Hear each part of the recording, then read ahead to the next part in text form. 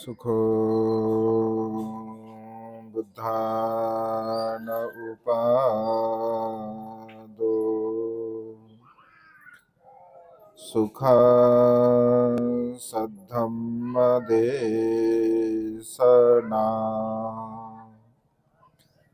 सुखा संघससामग्गी समगानं तपो सुखो। विश्ववंदनीय विश्व शांतिदूत प्रज्ञाशील समाधीच्या उद्गाता महान करुणावान करुणेचा सागर तथागत सम्यक संबुद्ध तथागतांचा पावन पवित्र सद्धम्म त्या सद्धम्माचा सातत्याने प्रचार आणि प्रसार करणारा सदा पूजनीय भिक्खू संघ बुद्ध धम्म आणि संघ या महान तीन रत्नाची आम्हा सर्वांना माहिती करून देणारे आम्हा सर्वांच्या आधारस्तंभ भारतीय घटनेचे शिल्पकार बोधिसत्व गुणपेतांग डॉक्टर बाबासाहेब आंबेडकर यांच्या धम्मक्रांतीमध्ये शेवटच्या श्वासापर्यंत समर्पित राहतो। आज या मंगलमय प्रसंगी श्रद्धासंपन्न परिवार उमाकांजी महिराळे यांनी आपल्या सम्यक श्रद्धेतून आज एका बुद्धपुत्रांना भोजनदान देऊन आपल्या जीवनामध्ये अनंत आणि असीम असं पुण्य संपादन केलं आहे। निमित्त आहे की महिराळे परिवार असतील, सरदार परिवार असतील, सोनवणे परिवार असतील, बिराडे परिवार असतील आणि त्यांच्या सोबत असणारे सर्वच सहकारी तथागतांच्या पवित्र स्थळांचं दर्शन घेऊन त्यांनी आपल्या जीवनामध्ये अनंत आणि असीम असं पुण्य संपादन केलं। या निमित्ताने धम्मदेशनेच्या कार्यक्रमाचं आयोजन करण्यात आलं। या निमित्ताने उपस्थित सर्व श्रद्धा संपन्न उपासक उपासिका बालक तथा बालिकांनो, त्याचप्रमाणे सातत्याने आपल्या प्युरिटी ऑफ माइंड या यूट्यूब चॅनलच्या द्वारा धम्मदेशना श्रवण करून आपल्या जीवनामध्ये अनंत आणि असीम असं पुण्य संपादन करणारे सर्व श्रद्धा संपन्न उपासक उपासिका आपणा सर्वांच्या प्रती अनंत असीम अपार मंगल मैत्रीची भावना या ठिकाणी व्यक्त करतो व तुम्हा सर्वांच्या हितासाठी, सुखासाठी आणि कल्याणासाठी तथागतांच्या श्रेष्ठ धम्मदेशनेला प्रारंभ करतो। आपण सर्वांनी शांत चित्ताने एकाग्र चित्ताने तथागतांच्या श्रेष्ठ धम्मदेशनेला श्रवण करावे, ग्रहण करावे। आज या मंगलमय प्रसंगी महिराळे परिवाराकडे या परित देशनेच्या धम्मदेशनेच्या कार्यक्रमाचं आयोजन करण्यात आलं। निमित्त आहे भगवंताने सांगितलेल्या श्रेष्ठ स्थळांचं दर्शन घेऊन त्यांनी एक महान आणि असीम असं पुण्य संपादन केलेलं आहे। खरं तर या स्थळांचं दर्शन घेऊन प्रत्येक मनुष्य आपल्या जीवनामध्ये अनंत आणि असीम असं पुण्य संपादन करत असतो। त्या स्थळाचं दर्शन घेऊन कसं पुण्य होतं, का पुण्य होतं, कशासाठी पुण्य होतं, याचं थोडं चिंतन मनन आपण करणं अत्यंत गरजेचं आहे। कारण प्रत्येक धर्मामध्ये वेगवेगळ्या प्रकारचं त्यांचं श्रद्धास्थान आहे आणि त्या श्रद्धास्थानाला अनुसरून प्रत्येक बांधव आपल्या श्रद्धास्थानाच्या ठिकाणी जात असतो आणि प्रत्येकाच्या दृष्टिकोनातून ते एक पवित्र असं स्थळ असते।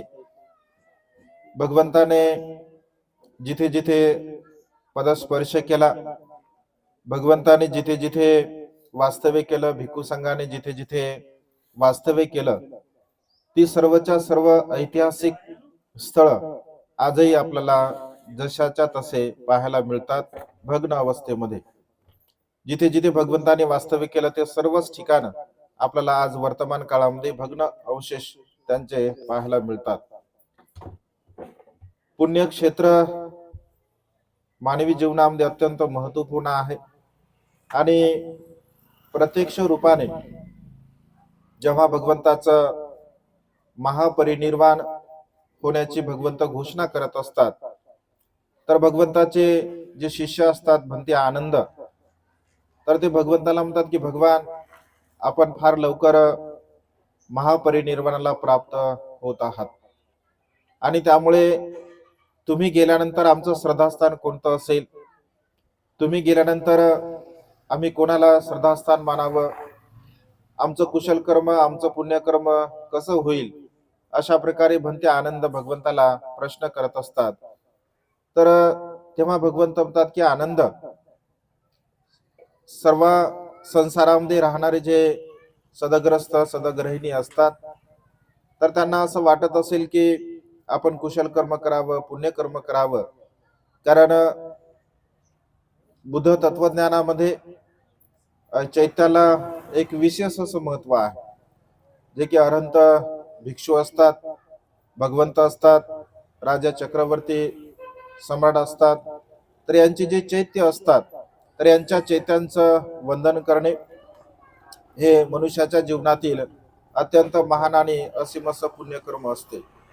आणि त्यामुळे भगवंत सुद्धा आनंदाला उद्देश की आनंद, जर सदग्रस्तांना आपल्या जीवनामध्ये कुशल कर्म पुण्यकर्म जर करायचं असेल, तर त्याने 4 स्तरांचं दर्शन आपल्या जीवनामध्ये घेतलं पाहिजे. जिथे बोधिसत्वाचा जन्म होत असतो, अशा प्रकारचं लुंबिनी वन, या लुंबिनी वनाचं त्यांनी दर्शन घेतलं पाहिजे. जो बोधिसत्व संसारामध्ये 29 वर्षापर्यंत जीवन जगतो, पुन्हा संसाराचा त्याग करतो आणि संसाराचा त्याग करून ध्यान मनन चिंतन करतो आणि सम्यक संबोधीला प्राप्त करत असतो. जिथे भगवंताला सम्यक संबोधी प्राप्त झाली, अशा बुद्धगया पवित्र स्थळांचं दर्शन सुद्धा आपण घेतलं पाहिजे. ज्ञान प्राप्त झाल्यानंतर भगवंत दुःखमुक्तीचा मार्ग मनुष्यांच्या हितासाठी, सुखासाठी आणि कल्याणासाठी सांगत असतात. जिथे पहिल्यांदा भगवंताने धम्मचक्राला गती दिली, गतिमान केलं, असं सारनाथ हे सुद्धा पवित्र ठिकाण आपण आपल्या जीवनामध्ये बघितलं पाहिजे. 45 वर्षापर्यंत भगवंताने धम्माचा प्रचार आणि प्रसार केला आणि निसर्गाच्या नियमाला अनुसरून भगवंत या संसारामधून निघून गेले.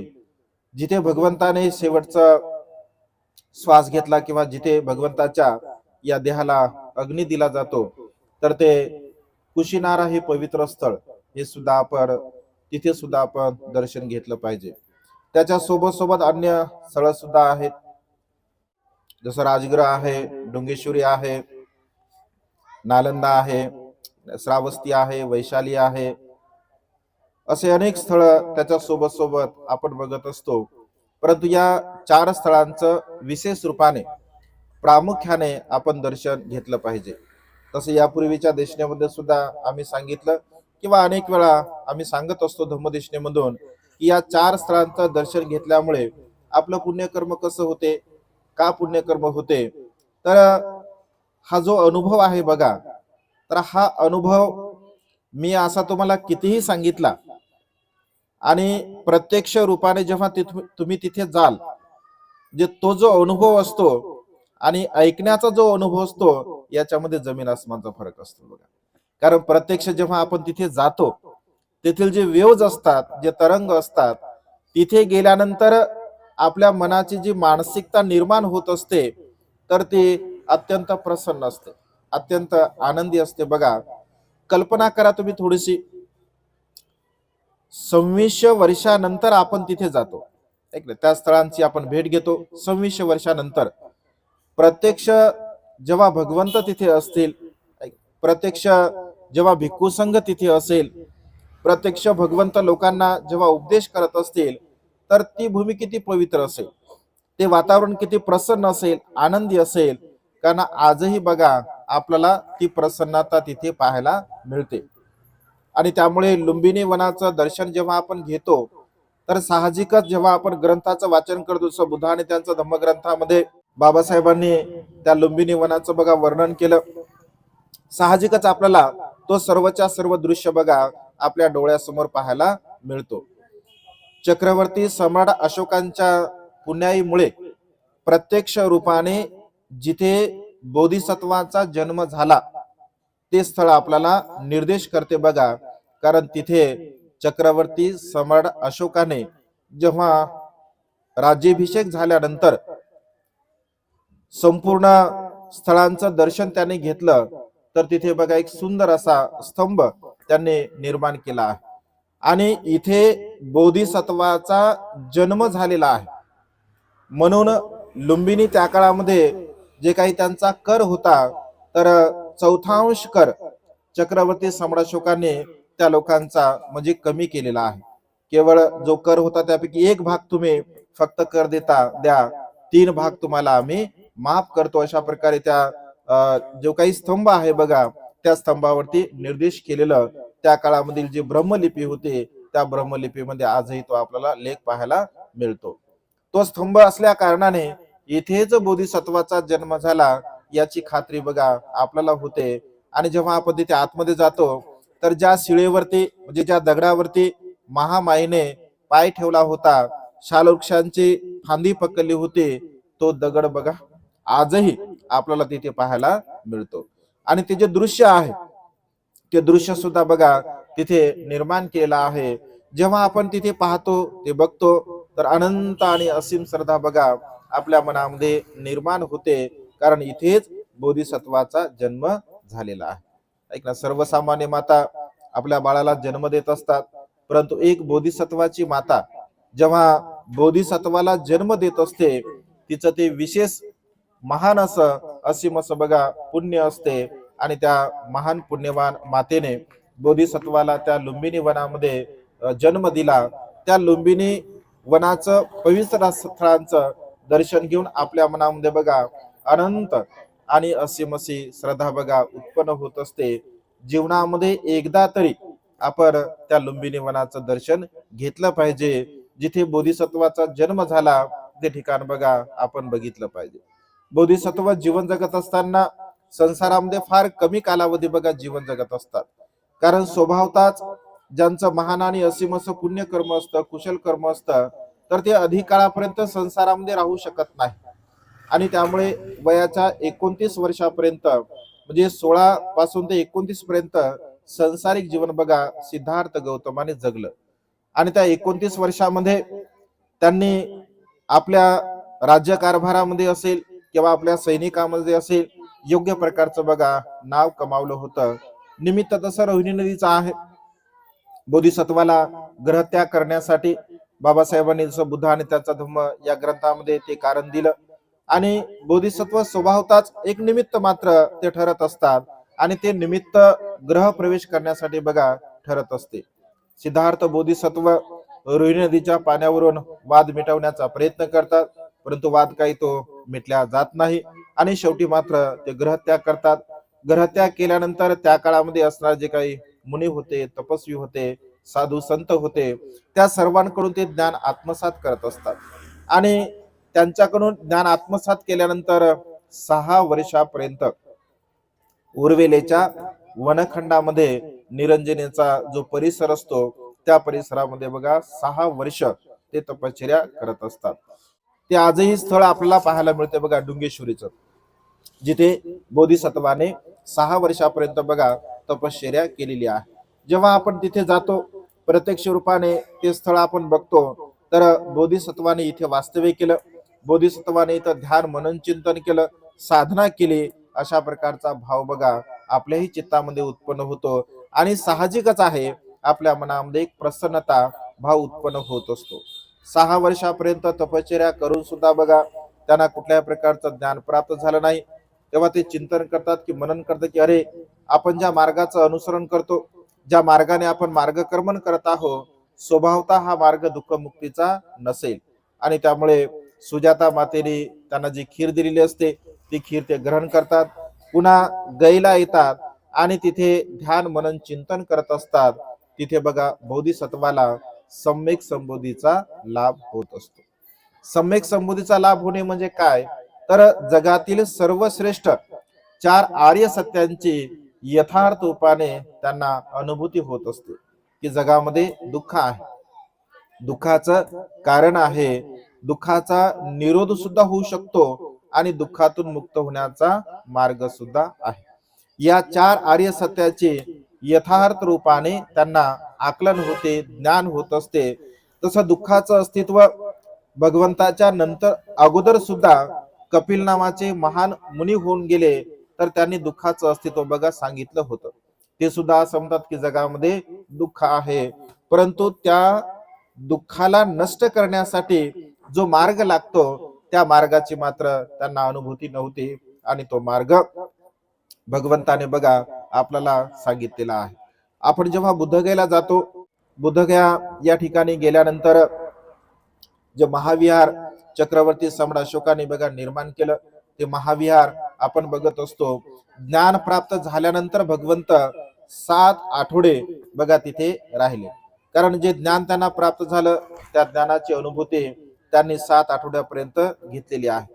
आज आपण जो बोधवृक्ष, जो काही महाविहार पाहतो, तो बोधवृक्ष पाहतो, तर जमिनीपासून आपल्याला एकदम खाली पाहायला मिळतो.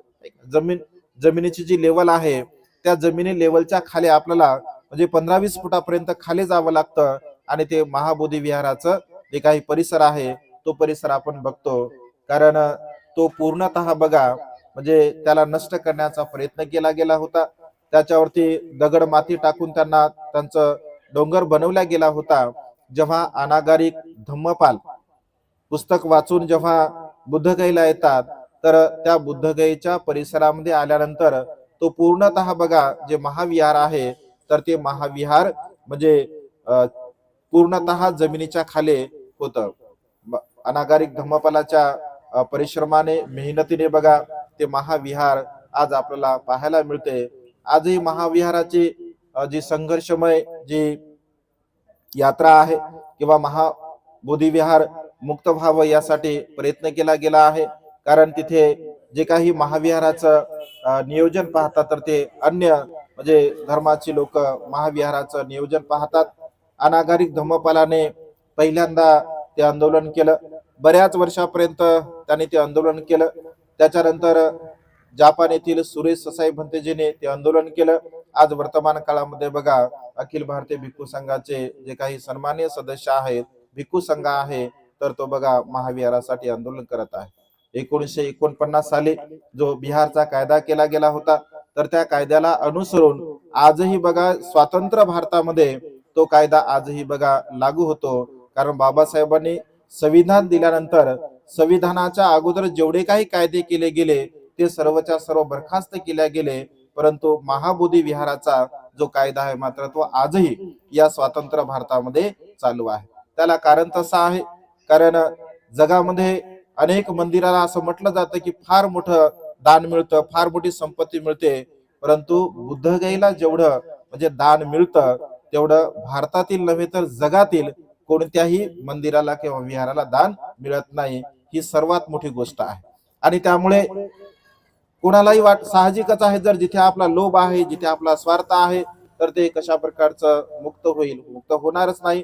आणि बाबासाहेब असं म्हणतात की कुठल्याही प्रकारची चळवळ जर यशस्वी करायची असेल, तर त्या चळवळीला यशस्वी करण्यासाठी स्थानिक लोकांचा फार मोठा सिंहाचा वाटा असतो.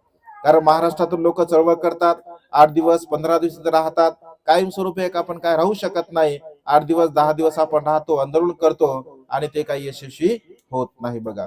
आणि त्यामुळे तेथील जी काही परिस्थिती आहे फार भयंकर अशी परिस्थिती आहे. अन्य जे काही म्हणजे गरीबता, जी गरिबी जी आहे, जशी महाराष्ट्रामध्ये 50-60 वर्षापूर्वी होती, अगदी आजही बिहारमध्ये आपल्याला तशी परिस्थिती पाहायला मिळते. जेव्हा आपण तिथे जातो तर वेगवेगळ्या प्रकारचे दृश्य सुद्धा आपल्याला पाहायला मिळतात. थोडंफार आपल्याला दुःख सुद्धा होते की अरे इथे भगवंताने सम्यक समृद्धीला प्राप्त केलं, आणि अशा प्रकारे इथे कर्मकांड केला जात आहे, अशा प्रकारे इथे वास्तव्य लोक करत आहे. तेव्हा जे काही श्रद्धा संपन्न उपासक असतात बघा त्यांना दुःख सुद्धा होते. परंतु जिथे जगभरातील लोक, हजारो लोक, लाखो लोक बघा रोज महाबोधी विहाराचं दर्शन करण्यासाठी येतात. कारण जिथे भगवंताला ज्ञान प्राप्त झालं, जिथे भगवंताने दुःख मुक्तीचा मार्ग सांगितला, तिथे बघा जेव्हा जेव्हा आपण जातो तेव्हा तेव्हा आपल्या जीवनामध्ये अनंत आणि असीम असं आपण पुण्य करत असतो बघा. आता हा चांटिंगची वेळ आहे. यावेळेस महाबोधी विहाराचे चांटिंगचं जे नियोजन आहे, तर महाराष्ट्र म्हणजे भारतीय गव्हर्नमेंटला किंवा महाराष्ट्रातील लोकांना ते नियोजन करण्याची बघा ही पुण्य संधी प्राप्त झालेली आहे. 10 दिवसाची चांटिंग असते. अनेक भिक्खू बघा तिथे गेलेले आहेत. म्हणजे अशा पद्धतीने तिथे जेव्हा आपण जातो, तर प्रत्यक्ष रूपाने आणि केवळ बौद्ध लोकच तिथे जातात असं बिलकुल नाही आहे. सर्वच जाती धर्मातील लोक बघा बुद्धगयेला जात असतात. कारण तिथे गेल्यानंतर सर्वांनाच माहित आहे की महान आणि असीम असं आपलं पुण्यकर्म होते, कुशल कर्म होते. आणि त्यामुळे तिथे बघा रोज हजारो लोक, लाखो लोक भगवंताचं दर्शन घेण्यासाठी जात असतात. आपल्याला सुद्धा जेव्हा जेव्हा संधी उपलब्ध होत असते, केवळ एकदा गेलो म्हणजे सर्व काही संपलं असं बिलकुल नाही आहे. तुमच्या जीवनामध्ये तुम्हाला जेव्हा जेव्हा संधी उपलब्ध होईल किंवा तुमच्या जीवनामध्ये तुम्हाला जेव्हा जेव्हा असं वाटेल की अरे आपण कुठेतरी फिरायला गेलो पाहिजे, या संसारामधून थोडंफार आपल्या मनाला आपण चांगल्या कामामध्ये लावलं पाहिजे, तर नक्कीच बघा आपण बुद्धगयेला गेलो पाहिजे. कारण तिथे गेल्यानंतर आपलं अनंत आणि असीम पुण्य होते. तर त्या स्थळाचं सुद्धा दर्शन आपण आपल्या जीवनामध्ये घेतलं पाहिजे. जिथे भगवंताने दुःखमुक्तीचा मार्ग सांगितला सारनाथ या ठिकाणी, तिथे सुद्धा आपण गेलो पाहिजे. भग्न अवशेष आजही आपल्याला पाहायला मिळतात. जिथे चौखंडी स्तूपावरती पंचवर्गीय परिवर्जकांचे भगवंतासोबत भेट होत असते, ते स्थळ सुद्धा आपण तिथे पाहू शकतो. जिथे चक्रवर्ती सम्राट अशोकाने स्तंभ निर्माण केला होता, तो भग्न अवस्थेमध्ये स्तंभ आपल्याला तिथे आजही पाहायला मिळतो. जिथे भगवंताने प्रत्यक्ष रूपाने वास्तव्य केलं, ती मूलगंध कुटी सुद्धा आपण तिथे पाहू शकतो. जिथे भगवंताने धम्मचक्र परिवर्तन केलं, धम्माला गती दिली, त्या धम्मचक्र परिवर्तनाचं ठिकाण सुद्धा आजही तिथे धम्मिक स्तूप तिथे आपल्याला पाहायला मिळतो. जिथे प्रत्यक्ष भगवंताने पंचवर्गीय परिवर्जकांना बघा दर्शन दिलेलं आहे. तर तिथे गेल्यानंतर ती वैभवता, ती विशालता, ती महानता आपल्याला पाहायला मिळते. उत्खननामध्ये अनेक भिक्षूंचे चैत्य सुद्धा आपल्याला पाहायला मिळतात. त्या संपूर्ण परिसरामध्ये जे काही उत्खनन केलं, तर ते संपूर्ण तिथे भगवंताच्या मूर्त्या असतील, जे जे काही उत्खननामध्ये सापडलं असेल, ते सर्वच्या सर्व आपल्याला म्युझियम मध्ये पाहायला मिळते. जर तुम्ही ऑब्झर्व केलं असेल, तर बुद्ध तत्वज्ञानामध्ये 2 चक्र आहेत बघा. एक तर ज्यांना 24 आर्याचं चक्र आहे, ज्याला आपण अशोक चक्र म्हणत असतो. दुसरं एक 32 आर्यांचं चक्र आहे, ज्याला लक्षण चक्र असं म्हटलं जातं. तर 32 आर्याचं चक्र आपल्याला म्युझियम मध्ये पाहायला मिळते. जर तुम्ही पाहिलं असेल, पाहिलं का सगळ्यांनी? 32 आर्यांचं चक्र म्युझियम मध्ये बघा आपल्याला भग्न अवस्थेमध्ये पाहायला मिळतं. कारण बुद्धांची जी लक्षणं आहे, तर 32 लक्षणं बोधिसत्वावरती असतात. आणि त्या लक्षणांचं प्रतीक म्हणून चक्रवर्ती सम्राटशोकांनी 32 आर्यांचं चक्र सुद्धा निर्माण केलं होतं. 24 आर्यांचं चक्र सुद्धा त्यांनी निर्माण केलं होतं. वर्तमान काळामध्ये 24 आर्यांचं चक्र आपण नेहमी प्रत्येक ठिकाणी पाहत असतो, परंतु 32 आर्यांचं चक्र फार कमी ठिकाणी आपल्याला पाहायला मिळते. हे सर्वच्या सर्व वैभव आपल्याला सारण्यात या ठिकाणी बघा पाहायला मिळते. त्यानंतर नालंदाला जातो आपण. नालंदाला जिथे भग्न अवशेष आपल्याला पाहायला मिळतात. अगदी छोटासा भाग उत्खननामध्ये केला आहे. ते सर्व तो जो परिसर आहे, सर्वच्या सर्व फार मोठा परिसर आहे. आता तिथे गावं बसलेले आहे, मोठमोठ्या प्रकारची विहार होते. 10,000 विद्यार्थी एका वेळेस सर्व प्रकारचं शिक्षण तिथे ग्रहण करत होते.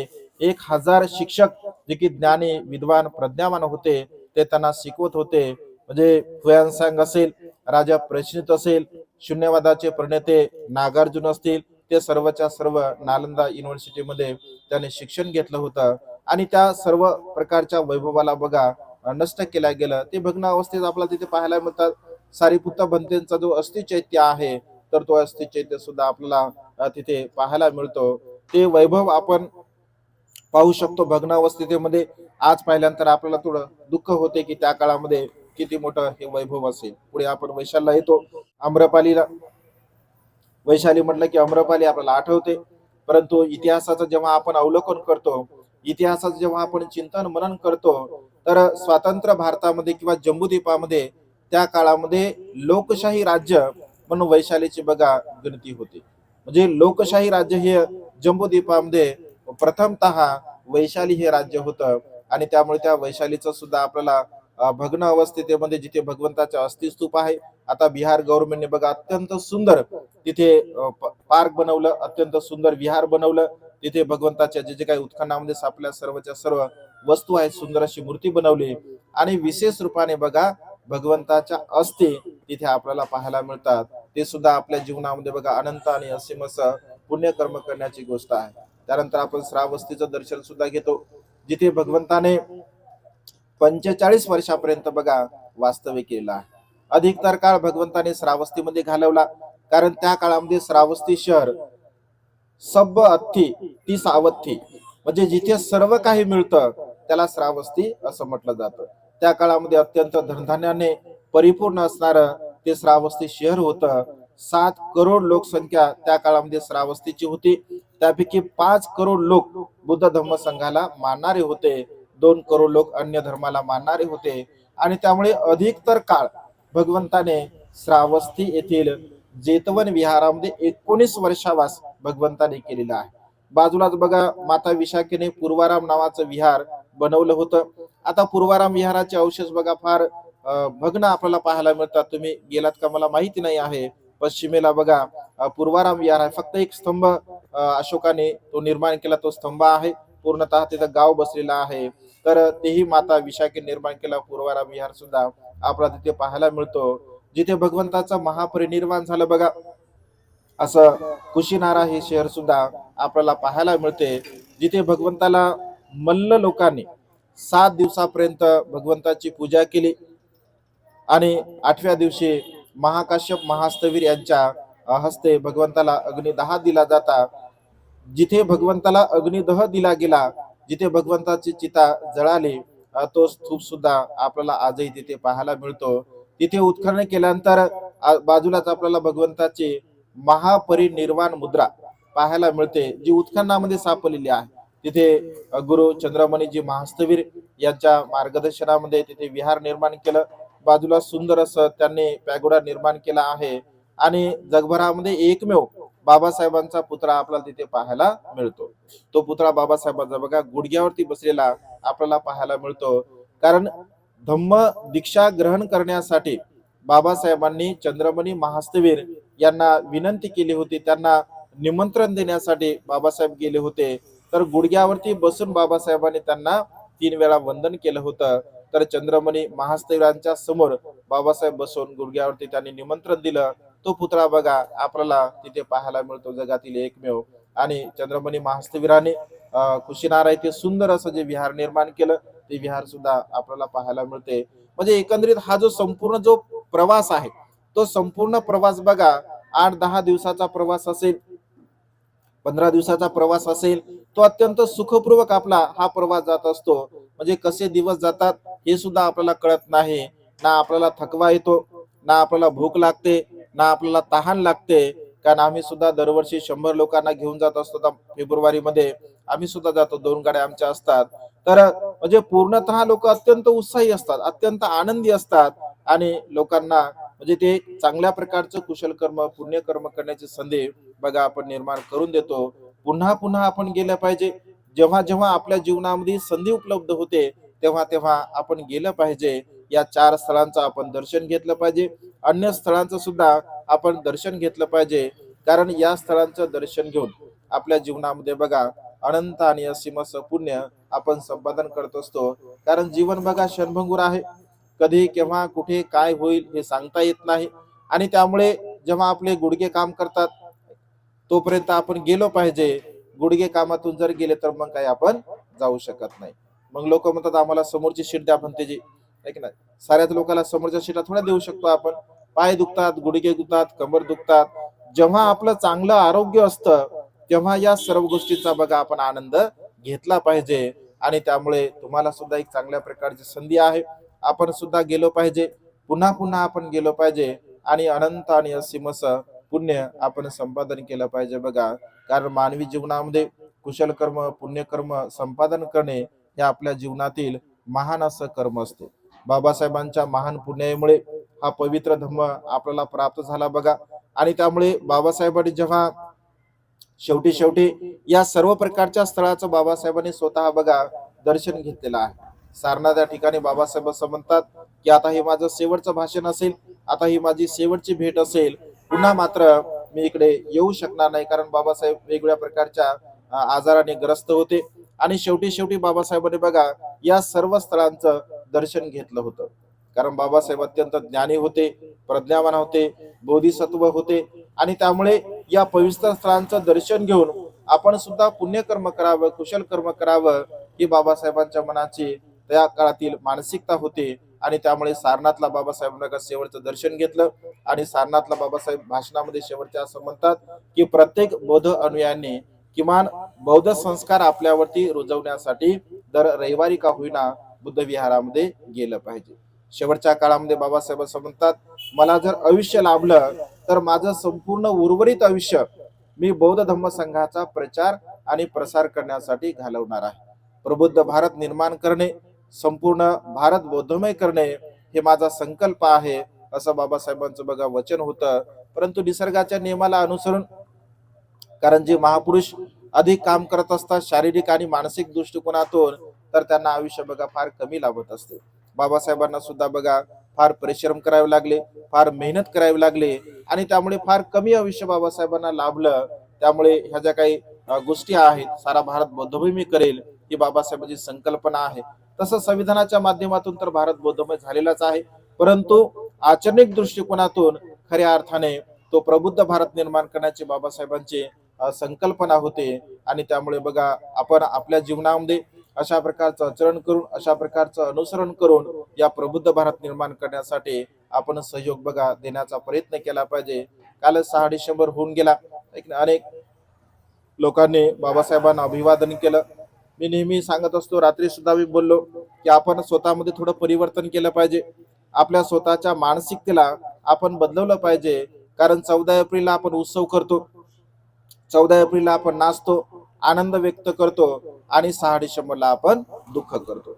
जे 14 एप्रिलला नाचायचं आणि 6 डिसेंबरला दुःख व्यक्त करायचं, मधातले मात्र 63 दिवस काय करतो आपण याचं चिंतन म्हणून आपण मात्र करत नाही. आणि त्यामुळे सिंहावलोकन करण्याची गरज आहे. म्हणजे आनंद आनंदाच्या वेळेस करायचा, दुःख दुःखाच्या वेळेस करायचं. कॅन्डल मार्च काढल्या लोकांनी, वेगवेगळ्या प्रकारच्या सभा घेतल्या, पण नंतर काय, उद्या काय, त्याचं आपण चिंतन मनन करत नाही.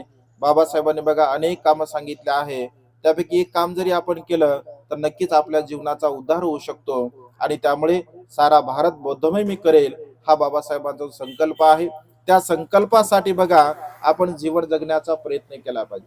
आज हे जे वैभव आपल्याला प्राप्त झालं, जे स्वाभिमानाने, सन्मानाने, आनंदाने जे आपण जीवन जगत आहोत, हे सर्वच्या सर्व वैभव बाबासाहेबांच्या असीम त्यागामुळे, असीम पुण्याईमुळे आपल्याला हे प्राप्त झालेलं आहे. आणि त्यामुळे त्या महापुरुषांच्या उपकाराची आपण कधी परतफेड करू शकत नाही.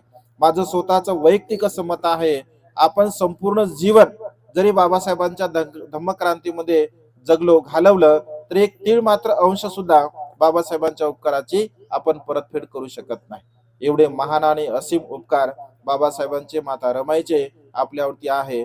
आणि त्यामुळे त्यांनी सांगितलेला जो मार्ग आहे त्या मार्गाचं अनुसरण करणे, आचरण करणे हे आपलं नैतिक कर्तव्य आहे. जळगाव शहरामध्ये खऱ्या अर्थाने धम्माचं काम हळूहळू आता प्रगतीपथावरती येत आहे. आम्ही गेल्या 5-6 वर्षापासून जळगाव जिल्ह्यामध्ये वर्षावासाच्या निमित्ताने येत असतो. 5 वर्षापूर्वीची जी परिस्थिती होती आणि आजची जी परिस्थिती आहे, तर हळूहळू हळूहळू बघा बदल होत आहे. कारण 5 वर्षापूर्वी जेव्हा मी वर्षावास केला होता, तर तेव्हा फार कमी स्वरूपामध्ये धम्माचं वातावरण आपल्याला पाहायला मिळत होतं. परंतु आता सोशल मीडिया आहे आणि सोशल मीडियाच्या माध्यमातून भिक्खू संघाचे युट्यूब चॅनल्स आहेत आणि हातामध्ये आपल्या सर्वांच्या मोबाईल असतात. त्यामुळे रोज आणि रोज आता बघा लोकांमध्ये परिवर्तन होत आहे. लोक धम्मदेशना श्रवण करतात, लोक मोबाईलवरती प्रवचन ऐकतात आणि त्यामुळे हळूहळू हळूहळू बघा लोकांमध्ये परिवर्तन होत आहे. की बाबासाहेबांची धम्म चळवळ अधिक गतिमान करण्यासाठी फार मोठ्या स्वरूपामध्ये आपल्याला काम करण्याची गरज आहे. आणि त्यामुळे आम्ही संकल्प केला. औरंगाबाद शहरामध्ये आम्ही राहतो, सुंदर असं विहार आहे, परंतु जळगाव शहरामध्ये धम्माचं वातावरण कमी आहे, भिक्खू संघ इकडे नसल्यासारखाच आहे. आणि त्यामुळे भिक्खू संघ निर्माण व्हावा, धम्म चळवळ गतिमान व्हावी या दृष्टिकोनातून बघा आपण जळगाव शहरापासून अगदी जवळच 15 किलोमीटरवरती 16.5 एकर जमीन बघा आपण खरेदी केली आहे.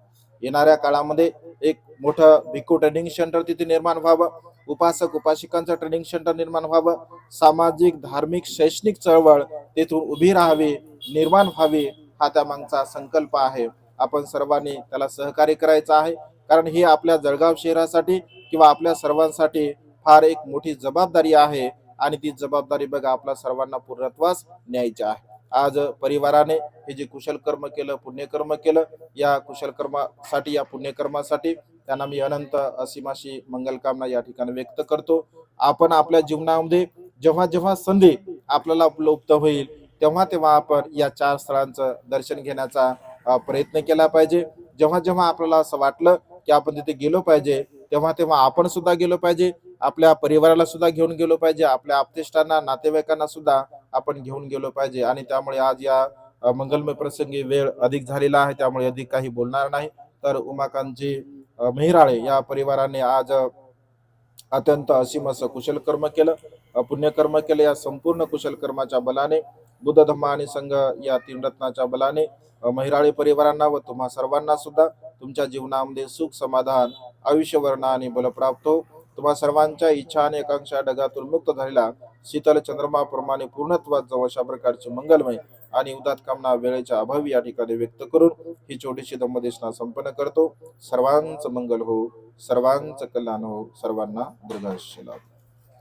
म्हणावं साधू साधू साधू. प्रणाम करा. बुद्धांग नमामि, धम्मांग नमामि, संघं नमामि. साधू. सुखियो मंगलो कल्याणो दीर्घायुष्य.